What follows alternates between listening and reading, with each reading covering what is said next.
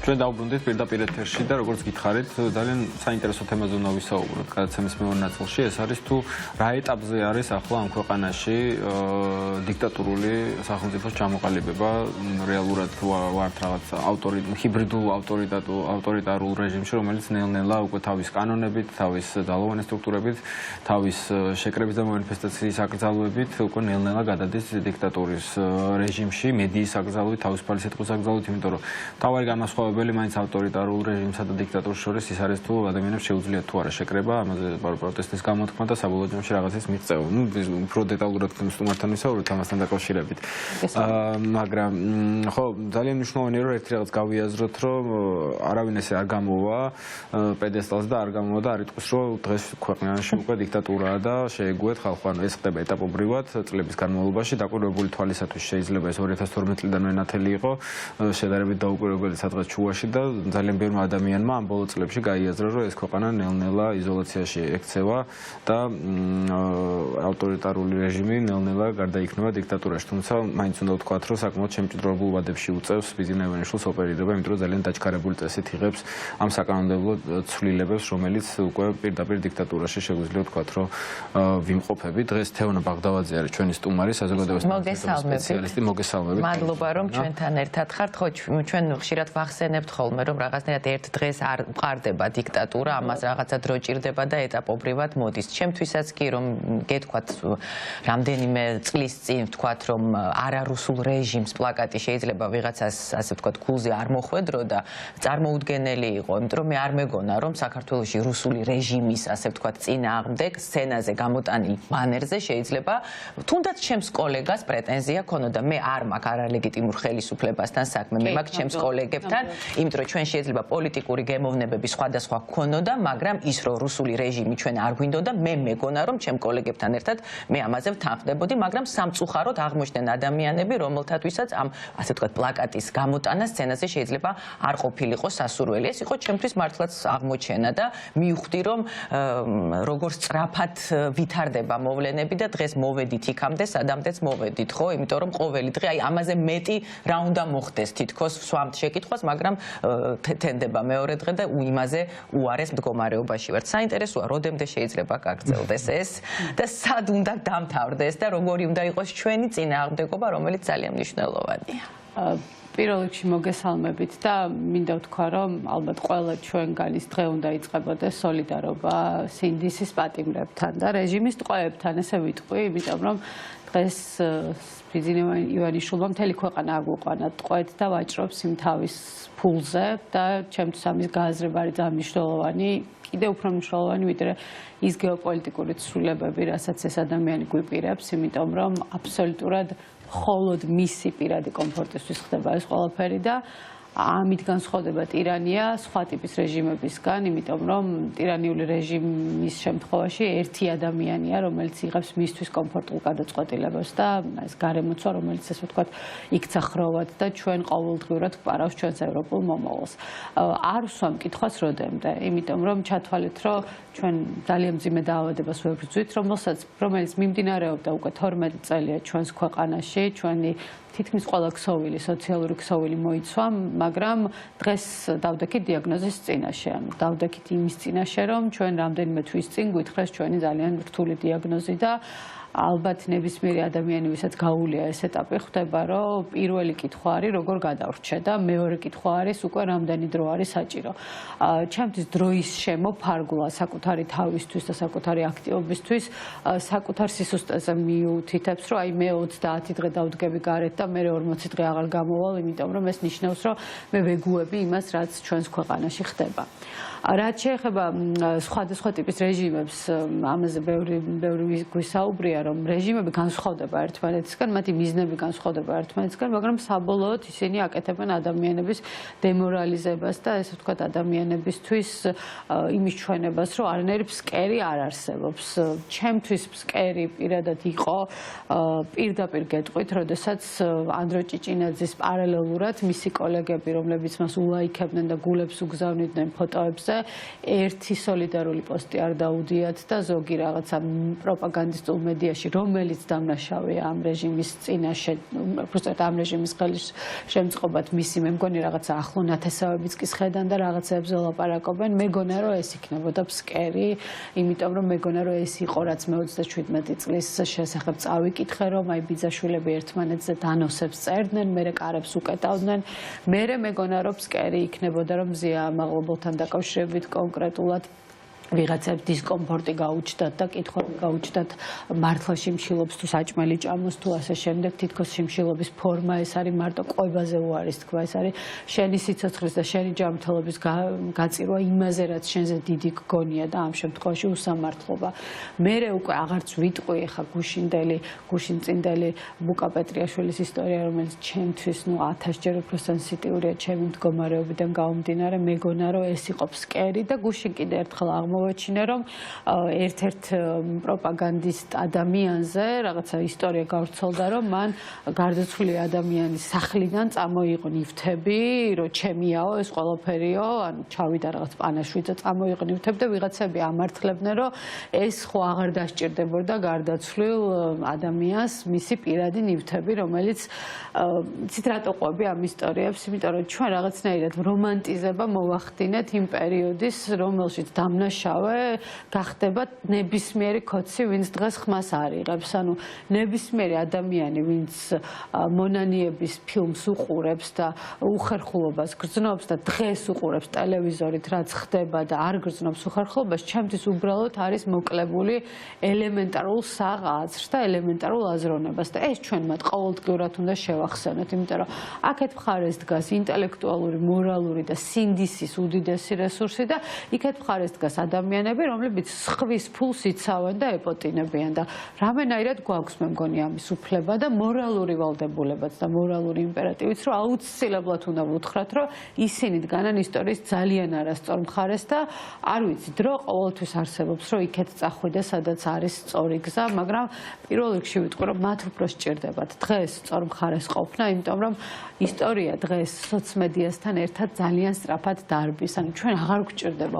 30 წელი, რომ ვინმე გაიაზროს საკუთარი ბაბუის და მამის შეცდომები, რომლებიც რაღაცა შავ ვოლგაში დაბურული სადღაც მიდიოდა და მოდიოდა. დღეს შენ ხედავ, რომ შენი ოჯახის წევრის მიღებული კანონით შენ ტოლა უსიმპატიურეს, ულამაზეს ახალგაზრდებს ციხეში ყრიან და არ ჭირდება ამას ვიღაცის დირექტივა, რომ აი ეს არის დიქტატურა. კი, ვიცით, რომ დიქტატურა არის და კი, ვიცით, რომ ეს ადამიანები, ვინც დღეს რეჟიმს ამა თუ იმ ფორმით ემსახურებიან, ყველანი დამნაშავეები არიან.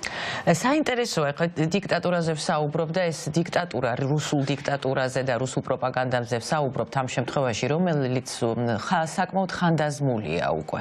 ანუ ეხს არის მისი რაღაცა ბოლო პერიოდი, ჩემი აზრით, შეიძლება მე ვცდები, მაგრამ ყოველ შემთხვევაში აი ის სიძლიერე, რაც მათ ჰქონდათ, თქვა საუკუნის დასაწყისში, საუკუნის შუაში. ეხა რაღაცნაირად უკვე არის მოფამფალებული და მორყეული.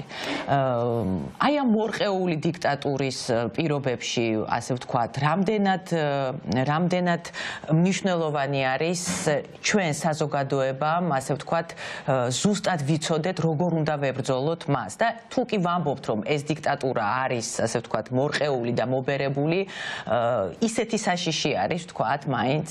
ძალიან კარგი კითხვაა. მე ამაზე დიდი ხანია ვმუშაობ კვლევების კუთხით და მივაგენე ძალიან საინტერესო ახსნას ამ თემის, იმიტომ რომ რუსეთი როგორც ერთეული, პირობითი ერთეული და როგორც ქვეყანა, მე ევროპის ბევრ ქვეყანაში ვცხოვრობდი, ვსწავლობდი და ყოველთვის არსებობდა ეს რაღაცა რომანტიული დამოკიდებულება, მით უმეტეს მე იტალიაში ვცხოვრობდი და იქ მემარჯვენე დოქტრინის მედიები, თუნდაც ბერლუსკონის და პუტინის მეგობრობა, რომელიც რაღაცნაირად გამოყვა თუნდაც დღევანდელ მემარჯვენე მიმართულებას, ეს ძალიან ძლიერი იყო, იმიტომ რომ ისინი იყიდებოდნენ რუსულ კულტურაზე. რუსეთს აქვს ერთი ძალიან საინტერესო მეთოდოლოგია ქონდა, ერთი წიგნი წავიკითხე სადღაც 25 წლის წინ დავკარგე და მე პრაღიდან გავამიგზავნეს ძალიან დიდი მადლობა. ეს არის ძალიან მარტივი ფორმულა, უმარტივესი კამათლების 3 კამათელია. ფერადი, შავი და რუხი. ფერად კამათელს ისინი უგორებდნენ საერთაშორისო საზოგადოებას, რომ აი პიტერი, მოსკოვი, იქ რაღაცა კულტურა, ბალეტი, ლიტერატურა, ერმიტაჟი და ამით ცდილობდნენ ეჩვენებინათ, რომ ესენი არიან ძალიან მაღალ კულტურული ერი. რუხი კომუნიკაციის ზონა ვიყავით აქამდე ვიყავით ჩვენ, მაგრამ ეხლა უკვე შავში გადავედით, სადაც ჩვენ კბილებსაც გიჩვენებდნენ. გეუბნებოდნენ, რომ იცი რა არის, შენ ეხლა ძალიან თუ აქ გააჩმახებ, მერე ნახავ, გადახვალ ჩემი რუსული ჩექმის ქვეშ და ბოლო არის უკვე ის, რასაც ისინი ჩვენ გვიჩვენებენ, რომ პირდაპირ ჩექმით მოდიან და პირდაპირ თავში გვირტყამენ საკუთარ მიზნებს. ანუ ამის გააზრების გარეშე ძალიან რთულია რუსულ პროპაგანდაზე მუშაობა, თუნდაც ევროპაში, იმიტომ რომ მე ძალიან ბევრი მედია საშუალება მიკავშირდება და მთხოვს, რომ ავხსნა რეალურად რა არის რუსული პროპაგანდა და კიდე ერთი რამ, რასაც ისინი აკეთებენ, ეს არის პარტიზანული მეთოდი, რომელიც სხვათა შორის 2008 წლის ომის დროს ძალიან კარგად იმუშავა საქართველოს წინააღმდეგ და ჩვენ ეს რას გულისხმობს ეს პარტიზანული მეთოდი? ძალიან საინტერესო მოსაზრება იყო ერთ-ერთი ბრიტანელი სოციოლოგის მე ედინბურგის უნივერსიტეტი დაამთავრა და იქ მქონდა ზუსტად ეს საკვლევი თემა თქვა, რომ შენ წარმოიდგინეო, რომ შედიხარო თეთრ ოთახშიო და უბრალოდო ტალახს ისვრიო და არა აქვს მნიშვნელობაო ეს ტალახი ვის მოხდება. ანუ რუსული პროპაგანდა უკვე აღარ დგას იმაზე, რომ რუსეთი კარგია, იმიტომ რომ ეს მათთვის უკვე გაკოტრებული თემა არის.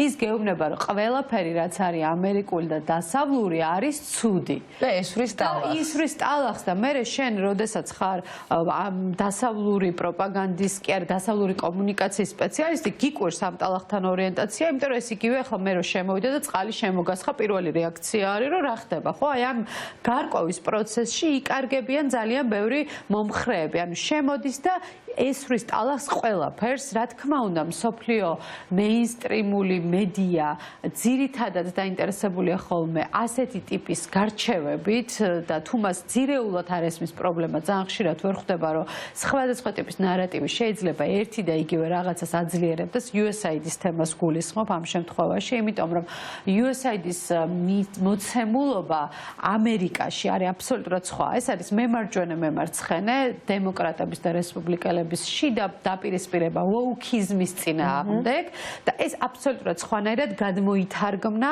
ისეთ ქვეყნებში,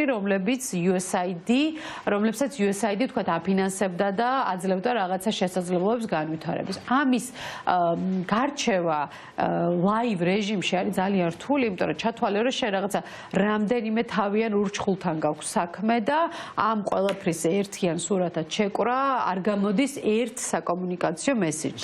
როდესაც საზოგადოება ინფორმაციას ჰედლაინებით იღებს, როგორც წესი და შეიძლება ბოლომდე არ კითხულობდეს სიტყვაზე რა გზალვებზე ასაუბარ და რა მოტივები დგას ამ გზალვების უკან. თვითონ ტრამპის ბუნებიდან გამომდინარე, რომელიც არის იმ რესპუბლიკური ტრადიციების გააგრძელებას პლუს ბიზნეს ინტერესები და რა თქმა უნდა ის პირველ რიგში გამოდის ამერიკელი ხალხის ინტერესით და რასაც ის ამბობს, რომ ევროპა უნდა გააქტიურდეს, ვფიქრობ, რომ ეს ნარატივი ჩვენთვისაც ძალიან მნიშვნელოვანია, იმიტომ რომ პირადად მე ყოველთვის გრჩებოდა იმის დაბეჭდილება, რომ ეს რაღაცა ბოლო საცეცები რუსეთს რაც აქვს, თუნდაც დიდ ქვეყნებთან მიმართებაში, მაინც ძალიან ძლიერი იყო და ამის კონფრონტაციის გარეშე აქაურ სიტუაციას ვერ ამოაშრობ, როგორც ჭაობს, მაგრამ ზიანდება პროცესი. უბრალოდ ჩვენ, როგორც სამოქალაქო საზოგადოების აქტორები ამ შემთხვევაში ჩემ თავს გულისხმობ, უნდა ვეცადოთ, რომ განვმარტოთ ამ პროცესის კომპლექსურობა. ეს არ არის მარტივი.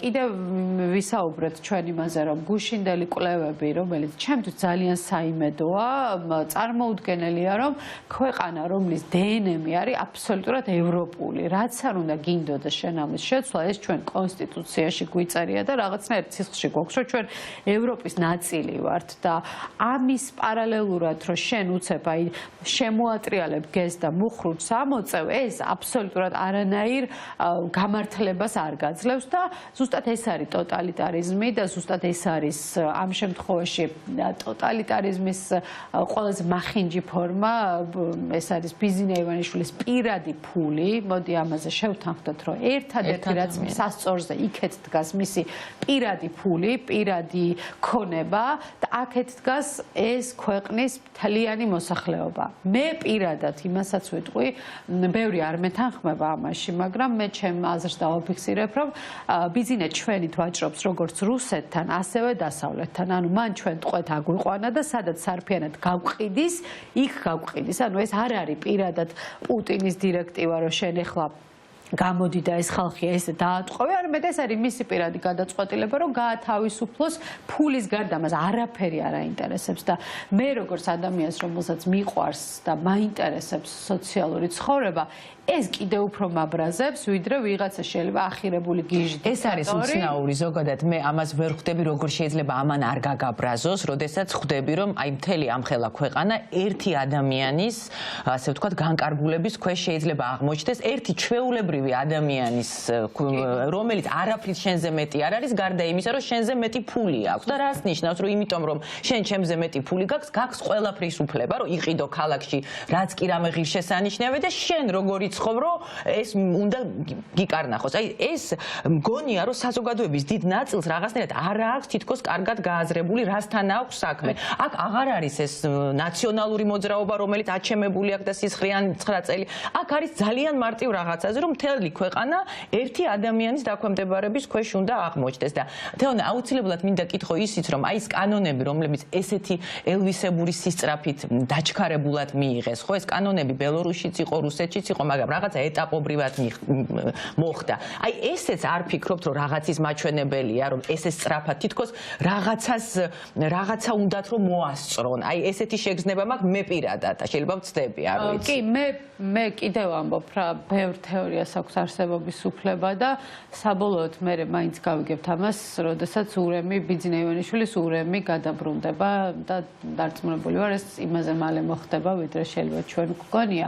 ამ კანონების მიღების მთავარი მიზანი არის ზუსტად ის სავაჭრო ველის შექმნა, რომ აი ძალიან გამოუვალ მდგომარეობაში ჩაგვაყენოს როგორც ხალხი და როგორც ერი. იმიტომ რომ პარალელურად ჩვენ არავინ არაფერს არ გვთავაზობს. ანუ მოდი კიდე ერთ რამეზე ვისაუბროთ.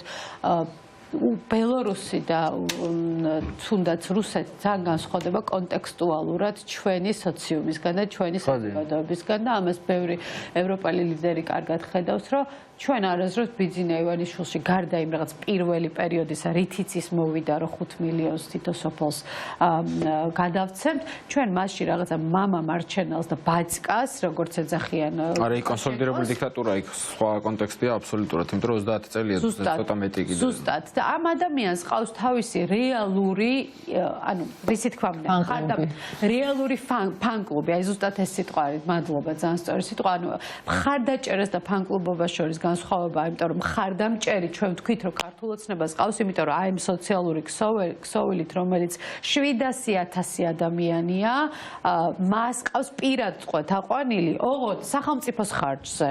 ბიძინა ივანიშვილი ამ ხალხს ხო არ უხდის ფულს, ანუ თავარი გასაბრაზებელი რომ ამ ხალხმა გაიგოს, რომ ეს შემწეობები არის ჩემი გადახდილი. ანუ მე შემაქვს ბიუჯეტში არც ისე ცოტა თანხა, იმიტომ რომ დიდი კომპანია მაქვს და ხვდები, რომ ნაწილდება ისეთ ხალხზე, რომელიც პირიქით უკან მიათრავს ჩემ ქვეყანას და შესაბამისად ამის კომუნიკაცია ყველაზე სერიოზული პრობლემა არის ჩემთვის პოლიტიკოსებს მე რასაც ვადანაშაულებ, რომ Facebook-ზე პოსტების და ლაივების სიარული კი არა, იქ უნდა ჩასულიყვნენ რეგიონებში და უნდა ემუშაოთ, რომ შენ არავინ არ მოგიხსნის სოციალურ დახმარებას, იმიტომ რომ შენ პირადობას ვიღაცას არ მისცემ.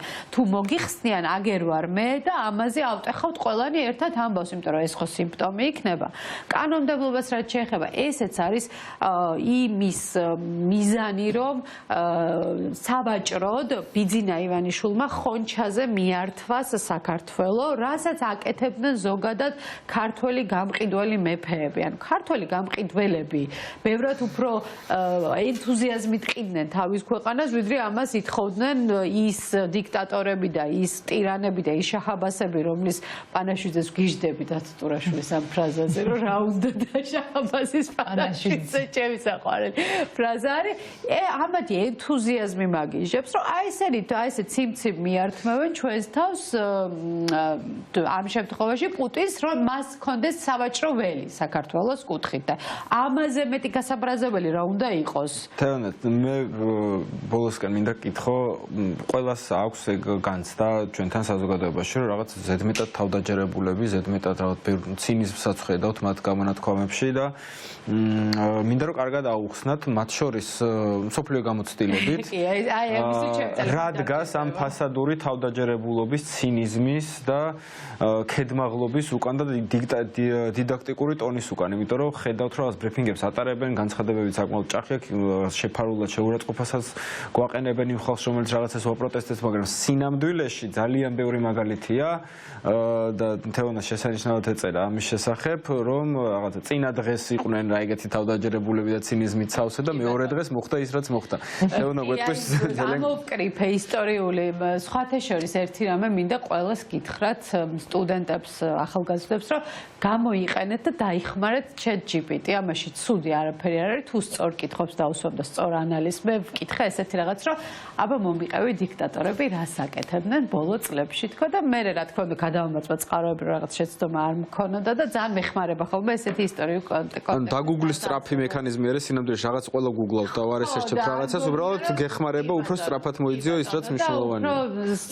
სწორი კონტექსტი მოარგო. წავიკითხავ, იმიტომ რომ ძალიან მიყვარს ეს სტატუსი, რომ რამდენიმე თვით ადრე მაგალითად ჰიტლერმა მოაწყო უდიდესი სამხედრო აღლუმი, სადაც გერმანიის აბსოლუტურ გამარჯვებაზე იყო საუბარი და არ ვიცი შეიძლება გახსოვთ კიდეც, იმიტომ რომ მე მოსმენილი მაქვს მჭირდებოდა საქმისთვის, ეს არის გებელსის ბოლო გამოსვლა, სანამ ის ჩავიდოდა ბუნკერში და სიცოცხლეს მოუსწრაფავდა თავის შვილებს და ოჯახის წევრებს და თავის თავს, აბსოლუტური დამაჯერებელია. ისეთი დამაჯერებელია, რომ გგონია, რომ დაწერილია ომის დასაწყისში. ანუ აბსოლუტურად არ იღებდნენ ეს ადამიანები საკუთარ დამარცხებას და კიდე ყველაზე უცნაური არის ის, რომ სანამ ევა ბრაუნი და ჰიტლერი ასევე თვითმკვლელობით დაასრულეს სიცოცხლე, რო გაისროლეს, ვერავინ ვერ შევიდა, იმიტომ რომ არ ჯეროდათ იქ რაც მოხდა, ხალხი უბრალოდ ელოდებოდა, ხალხი უბრალოდ ელოდებოდა, რომ ესენი გამოვიდოდნენ და გამარჯვების გეგმაზე ისაუბრებდნენ.